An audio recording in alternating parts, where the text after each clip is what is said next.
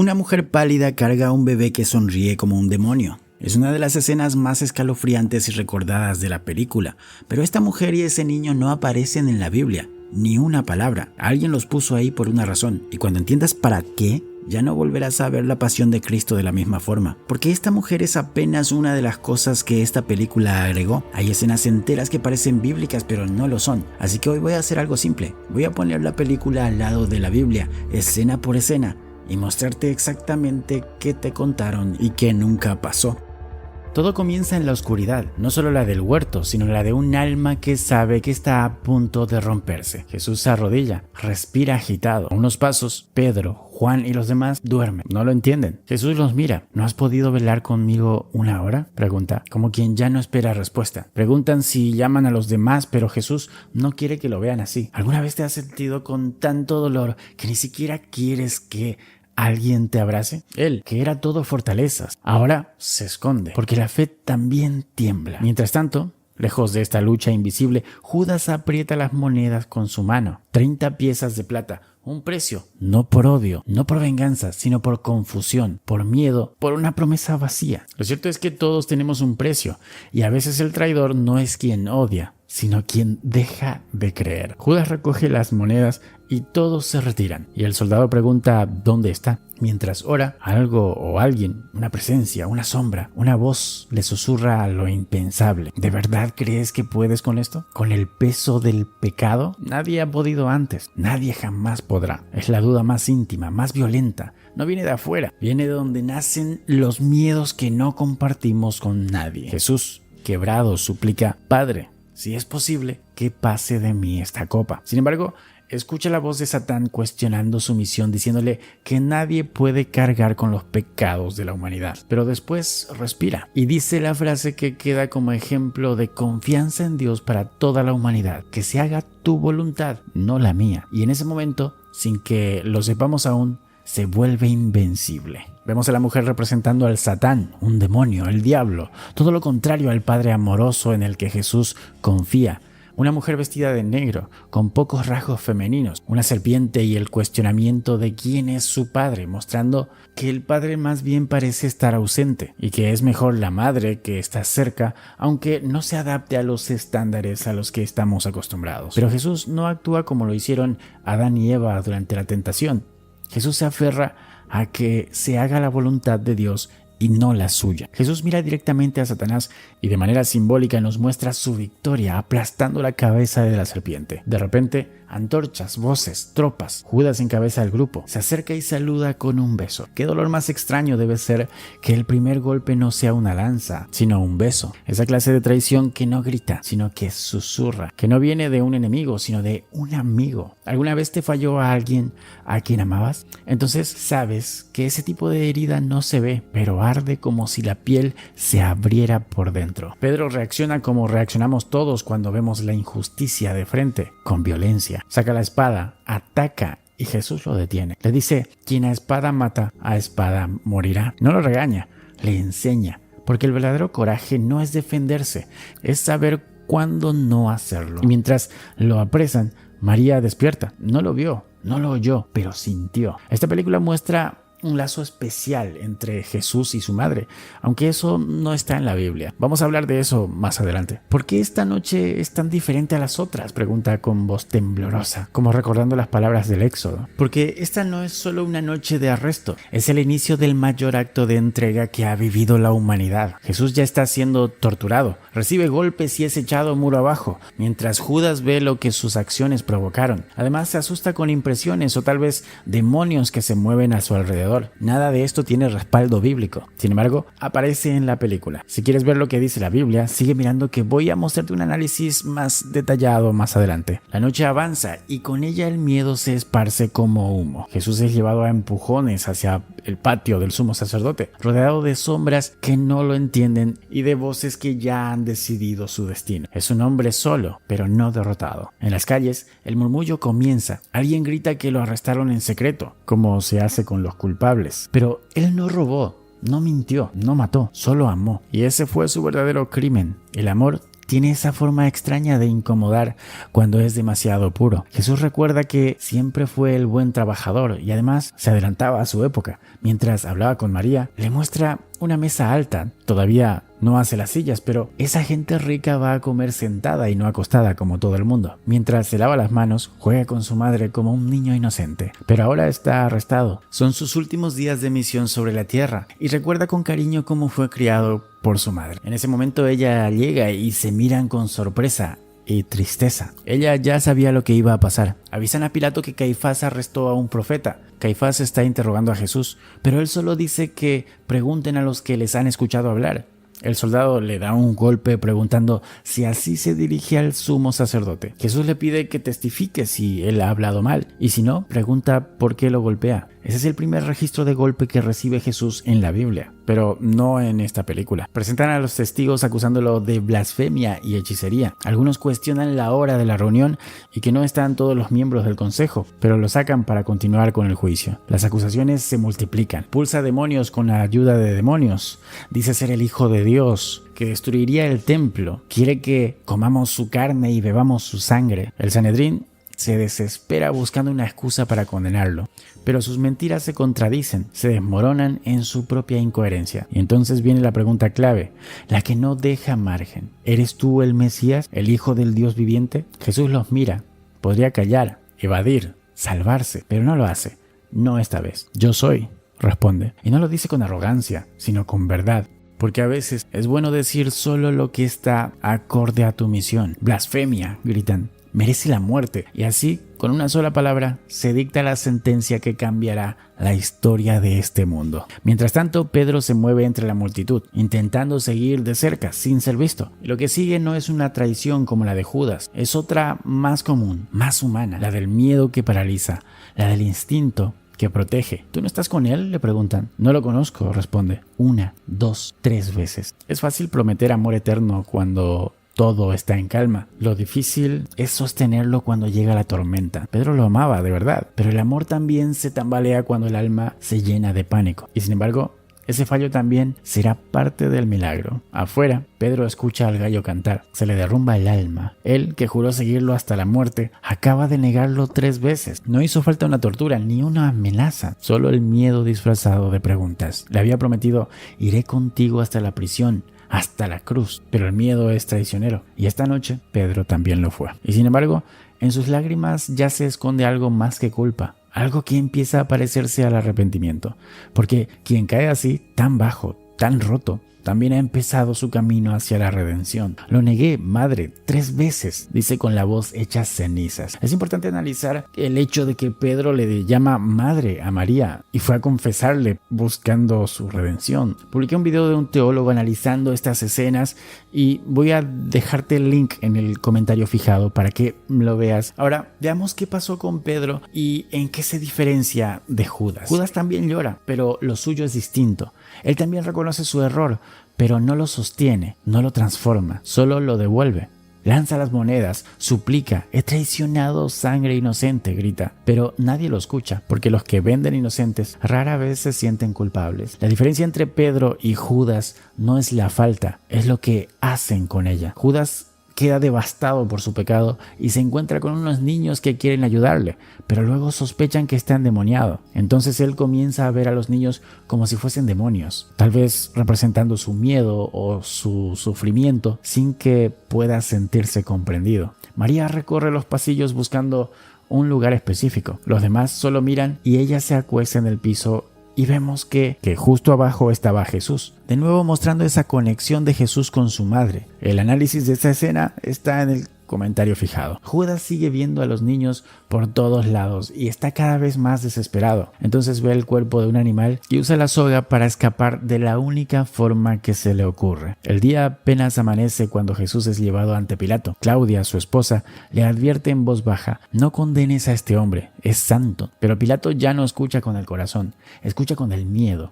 Miedo a la presión, a los gritos del pueblo, a perder el control. Y el miedo, cuando decide, nunca es justo. Los sacerdotes acusan que rompe el día de reposo, que enseña herejías, pero Pilato no ve un criminal, Ve un hombre callado, un hombre firme, un hombre que no se defiende porque no necesita hacerlo. Pero los sacerdotes ahora acusan a Jesús de declararse el Mesías, el rey prometido para los judíos, y que prohibió a los seguidores pagar los impuestos al emperador. ¿Eres tú el rey de los judíos?, pregunta. Jesús responde con otra pregunta, si eso viene de él o de lo que los demás le han dicho. La conversación no gira en torno al poder, sino a la verdad.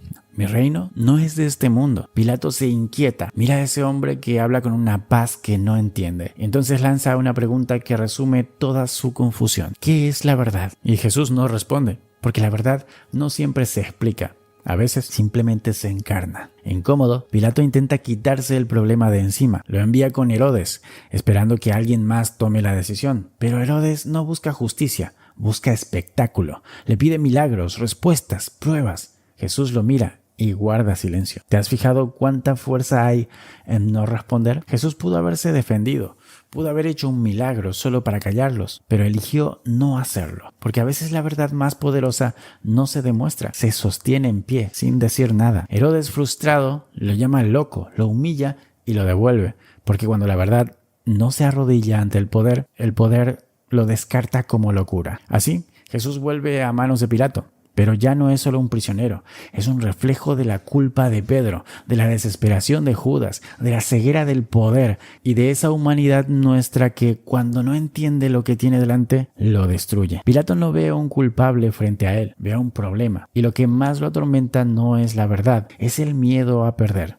el orden, el cargo, la cabeza. Su esposa lo ve temblar y escucha hablar de rebeliones, de advertencias de Roma, de su propia sangre en juego. Pilato no es un villano en esta historia. Es alguien atrapado entre lo correcto y lo conveniente, como tantos. Intenta una salida política, ofrecer al pueblo elegir entre Jesús y un asesino. Barrabás, violento, sanguinario, sin redención aparente. Pero la masa ya fue manipulada. Ya no escucha razones, solo grita fuerte. Grita ciego y al final eligen al asesino. Ese momento duele más que una herida. Cuando la multitud elige al odio por encima de la compasión, el silencio de Jesús se vuelve un grito ensordecedor. Pilato no se atreve a matarlo, pero tampoco lo libera. Busca una salida intermedia, castigarlo, con la esperanza de que el dolor sacie el hambre de sangre del pueblo. Y así comienza la flagelación. No hay palabras suficientes para describir lo que sigue. El látigo no cae solo sobre el cuerpo de Jesús, debió caer sobre cada uno de nosotros.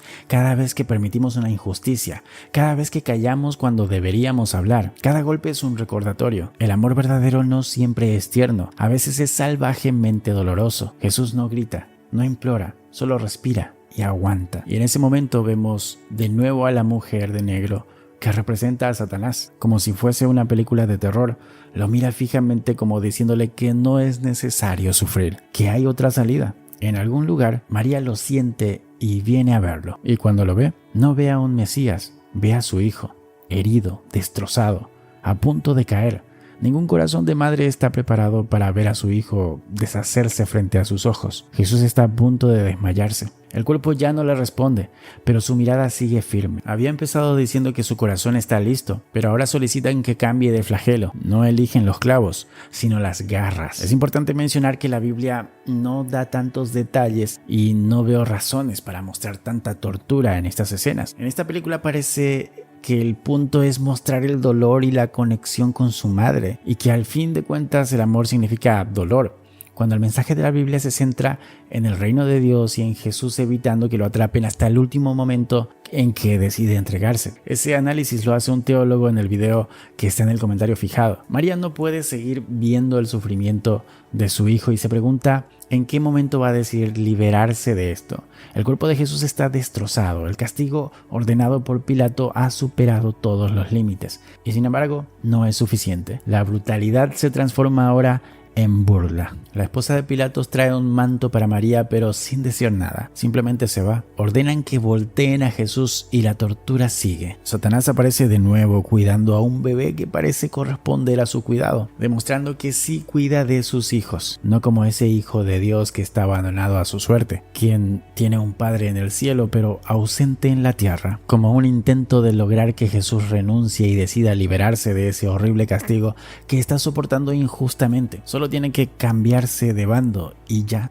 El bebé incluso parece burlarse de él también. Jesús mira las sandalias del soldado y recuerda cuando le quitaba las sandalias a sus discípulos y les lavaba los pies, enseñándoles que si el mundo le aborreció a él, también lo hará con ellos. Llega un romano diciendo que la orden era castigarlo, no azotarlo hasta la muerte. Lo llevan a otra parte y María se pone a limpiar la sangre de Jesús que quedó en el suelo. Los soldados siguen burlándose de Jesús, lo visten como a un rey de mentira. Le ponen una capa, una corona de espinas y se arrodillan, no para adorarlo, sino para reírse de él. Jesús recuerda cuando escribía en la arena y todos comenzaron a soltar las piedras mientras la mujer condenada tocaba sus pies. Pilatos pregunta si están satisfechos, pero el pueblo grita que lo crucifiquen. Traen agua para que Pilatos pueda lavarse las manos y Jesús solo puede recordar el momento en el que estaba con los discípulos lavándose las manos. Pilatos se lava las manos y se declara inocente de la sangre de este hombre inocente. Y entonces lo inaceptable, la cruz, un madero rugoso, tosco, que no representa poder, ni victoria, ni gloria, solo muerte. Pero él la abraza. No porque ame el sufrimiento, sino porque entiende su propósito. Porque hay batallas que solo se ganan caminando directo hacia la herida. Lo empujan, lo azotan, se burlan. ¿Por qué abrazas tu cruz?, le gritan. No saben que el verdadero poder no está en resistirse, sino en aceptar. Aceptar el dolor por amor. Aceptar humillación por misericordia. Aceptar la cruz, no como una derrota, sino como un destino. Y en medio de ese trayecto de sombras, una figura abre paso entre la multitud. Es ella, María.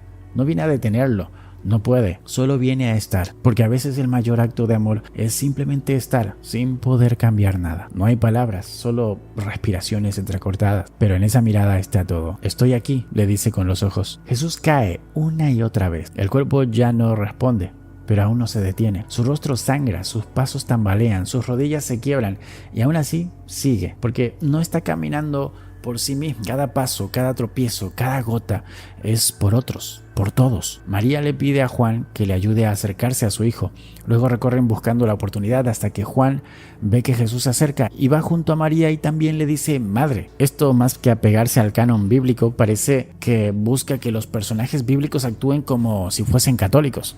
Jesús cae. Juan mira la reacción de María al ver a su hijo en esa condición. María recuerda el momento en el que Jesús, siendo niño, solía caerse y ella corría a socorrerle. Y esta vez hace lo mismo, diciéndole: aquí estoy, hijo. Cuando ve a su madre entre la multitud, Jesús no se despide. Simplemente le dice: ¿ves, madre? Hago nuevas todas las cosas. No es una despedida, es una promesa. Porque a pesar de lo que parece, esto no es el fin, es el comienzo de algo que todavía no comprendemos. Sin embargo, ese versículo que Jesús dice es en un contexto completamente distinto. En Apocalipsis, donde se escucha esa frase, habla del cielo nuevo y la tierra nueva, un mundo renovado sin llanto y sin dolor. En esta película se refiere a que la historia se repite y cada vez el dolor es mucho más fuerte, la situación mucho más cruel y la ayuda que ella puede ofrecer termina en la impotencia de no poder hacer nada para aliviar el sufrimiento de su hijo. En esta escena se ve la conexión de una madre con su hijo, pero no las promesas de restauración que vienen en el contexto en ese versículo de la Biblia. Las mujeres lo miran desde los bordes del camino, algunas lloran, otras apenas pueden sostenerse. Una de ellas no se amarga, aunque su corazón se esté rompiendo por dentro. El dolor puede endurecer o puede ablandar, y ellas eligen la ternura en medio de la tragedia. Jesús se cae de nuevo. Esta vez no se levanta, no puede, y los soldados, molestos por su lentitud, obligan a un hombre cualquiera a ayudarlo. Simón de Cirene no lo hace por fe ni por compasión, lo hace obligado, como a veces nos obligan a mirar el dolor del otro cuando preferimos mirar otro lado. Al principio se resiste, no entiende por qué él no es su cruz. No es su problema, pero a medida que avanza el camino, algo cambia. Simón ya no solo carga la madera, carga una vida, una historia, un destino, y sin quererlo, se vuelve parte de uno de los mayores actos de amor de todos los tiempos. Esta es la redención silenciosa, cuando el corazón cambia sin que nadie lo ordene. Una mujer se acerca a ofrecer un manto para limpiarle la cara, pero el soldado interrumpe el momento y continúan maltratando a Jesús. Entre empujones, gritos y amenazas, el camino continúa. Simón amenaza con abandonar si no dejan de golpearlo, pero sigue, porque hay momentos en los que,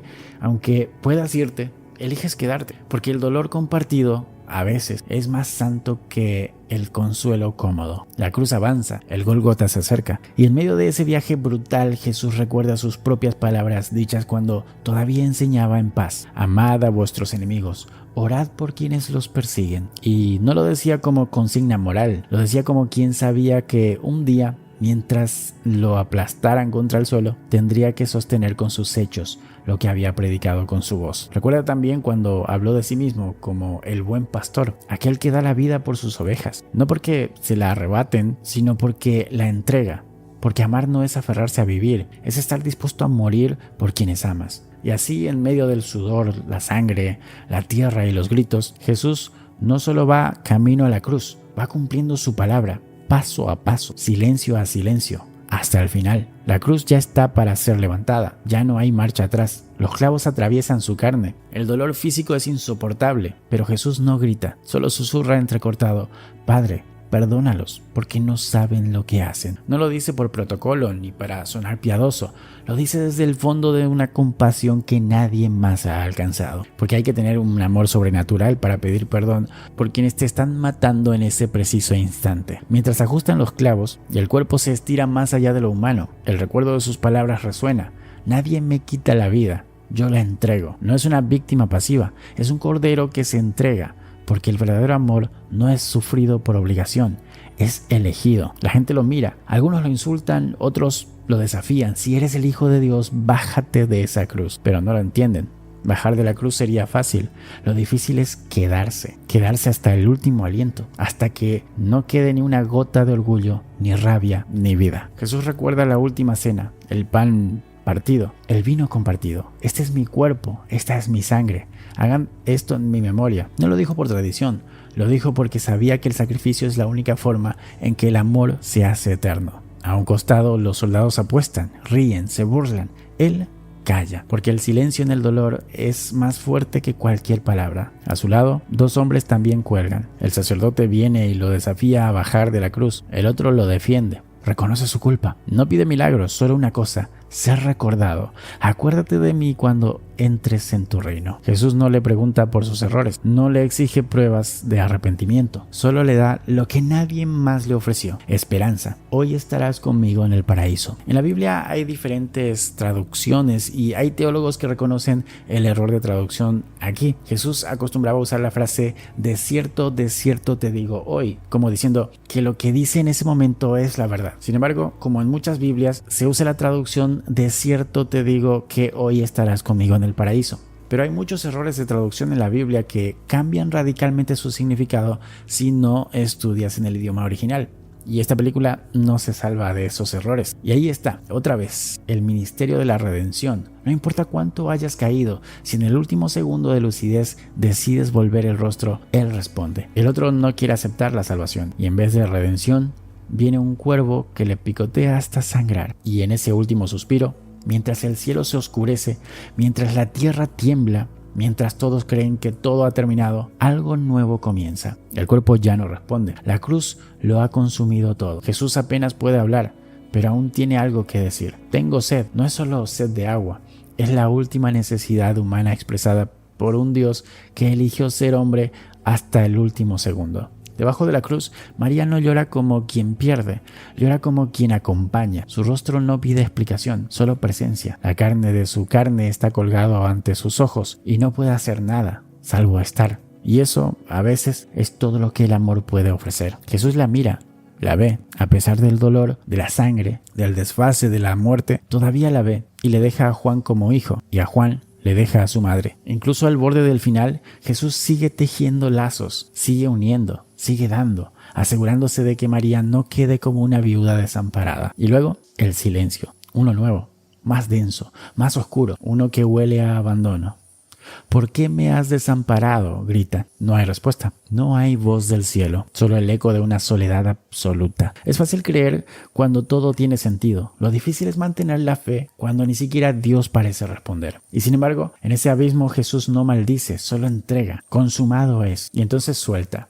Padre, en tus manos encomiendo mi espíritu. No muere derrotado, muere entregado, como quien cierra los ojos en manos de alguien en quien aún confía, aunque duela, aunque no lo entienda, porque la fe no es entender, es confiar. El cielo se oscurece, la tierra tiembla, algo se rompe en lo invisible y cae una gota como si fuesen lágrimas de Dios por su hijo. Y Casio, el soldado con una lanza, asegura la muerte, pero sin saberlo también asegura el cumplimiento, porque en ese último gesto hasta la sangre se convierte en símbolo. El sacrificio estaba completo. El terremoto rompió el velo que separaba la presencia de Dios y Satanás está furioso por el triunfo del Mesías. María, la madre de Jesús, junto a Juan y María, bajan el cuerpo de Jesús y vemos los clavos y la corona de espinas al costado. Ellos están tratando de entender lo que acaba de pasar, pero más adelante se abre una tumba y se desinfla el manto que cubría el cuerpo.